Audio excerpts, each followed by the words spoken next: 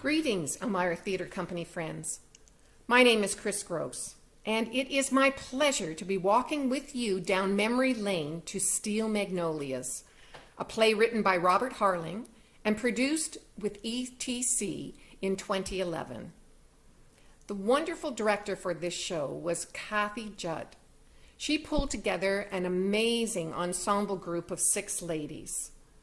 With the help of producer Paul Dietrich and his wife Bev Dietrich, who was the stage manager, they then gathered together an additional 30-plus volunteers who shared their gifts and skills to help make this production of Steel Magnolias come to life. Now, as you will recall, this play takes place in a hair salon, and hence the on-the-spot recording today at Fresh Salon and Spa by Holly's in Guelph. This show started very similar to what you see now. I played the role of Truvy. I love this role.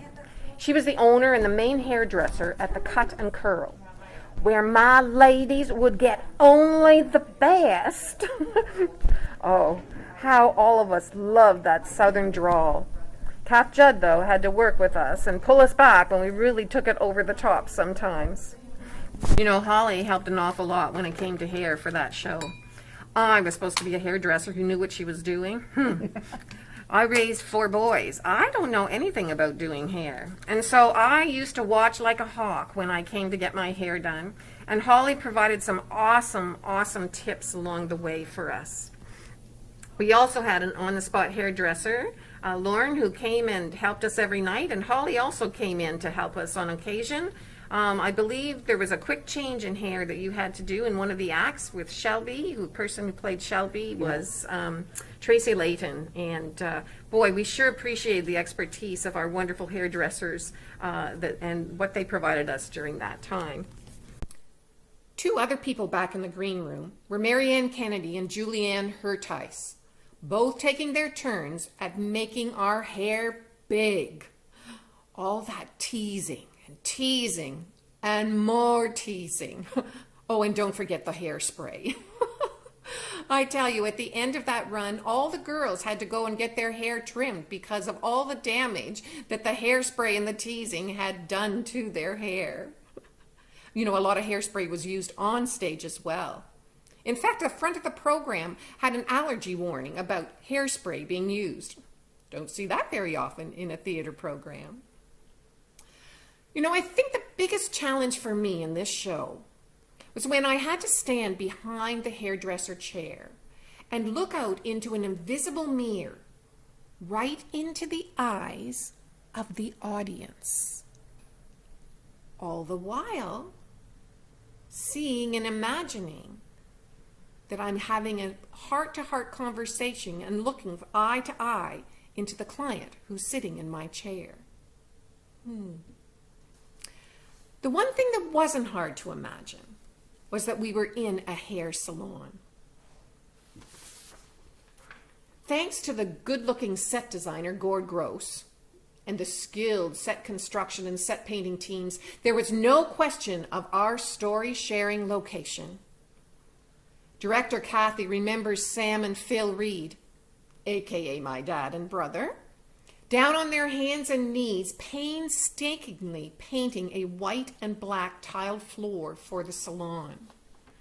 She wrote in an email to me, they were meticulous, down on their hands and knees, making it look realistic. It was a piece of art. And what would a hair salon be without a sink? Now, this was a very important piece of equipment to have in a hair salon.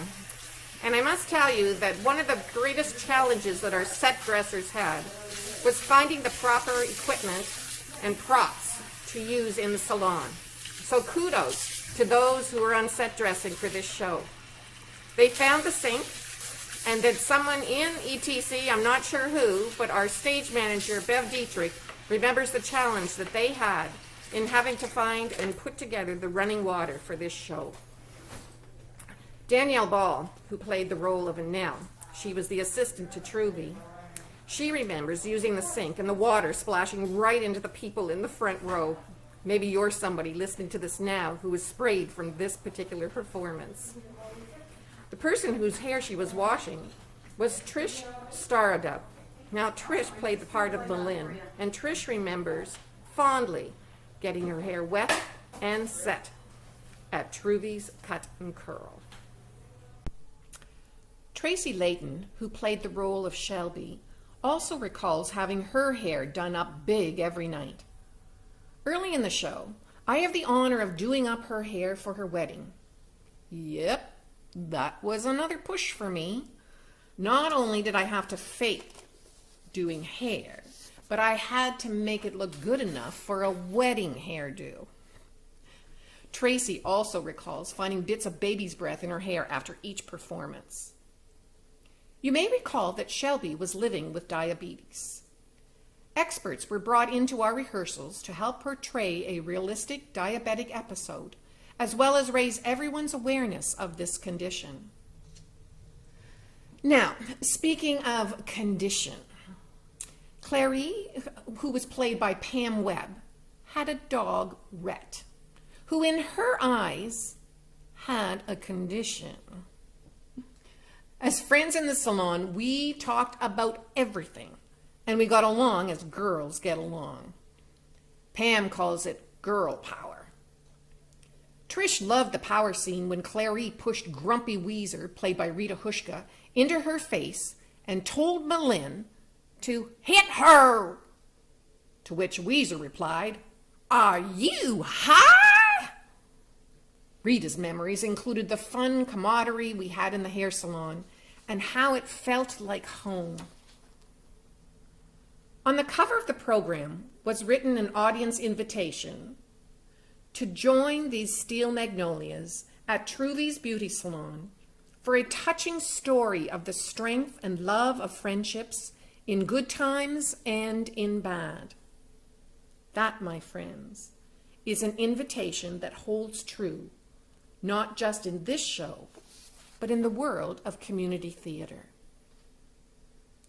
Congratulations, ETC, on sharing your strength and love of friendship over these last 40 years and all those years to come, in good times and in bad. So here we are at the end of our trip down memory lane at Steel Magnolias. Oh, and my goodness, Holly's done another wonderful job. You'd think that she was at Truvy's Cut and Curl. But before I go, I do have a question for Holly. You see, on the back of our program, there it is, there is a coupon here from Fresh Salon and Spa, and I'm just wondering if 9 years later I can use it. Ooh.